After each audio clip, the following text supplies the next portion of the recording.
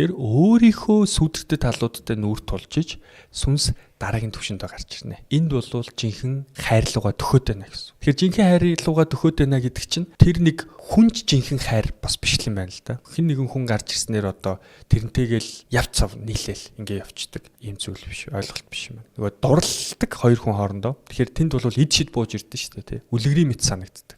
Энд юу явж байгаа юм гэхээр Венус буюу сугар харьгаас бидэрт цоо бадрахын энерги буюу Грекийн домгоор Афродита, Ромын домгоор Кюпид, номсон барьсан дурлалын бурхан байдаг шүү дээ, Кюпид гэж.